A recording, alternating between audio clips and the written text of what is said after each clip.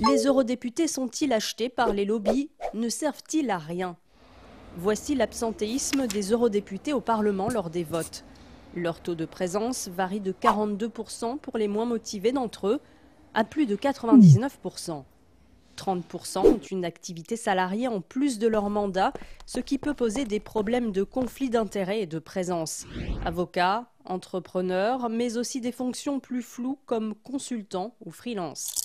Mais avant le passage au vote, être eurodéputé, c'est surtout travailler sur ses dossiers, recevoir la presse, négocier dans son bureau ou même dans les couloirs.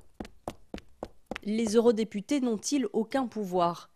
La majorité des lois européennes sont adoptées conjointement par le Parlement européen et le Conseil.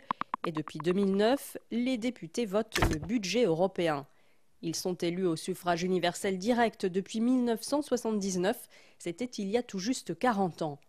Leur travail a permis par exemple l'adoption de la directive sur la protection des données personnelles, RGPD, ou la fin des frais d'itinérance ou roaming pour les appels téléphoniques. Les eurodéputés sont-ils achetés par les lobbies? Cela est déjà arrivé. En 2011, le Sunday Times, un journal britannique, a piégé 3 eurodéputés. Ils ont été condamnés à de la prison ferme dans leur pays, l'Autriche, la Roumanie et la Slovénie, pour corruption. Désormais, quand ils sont présidents ou rapporteurs de projets en commission, ils doivent publier leurs rencontres avec des lobbyistes.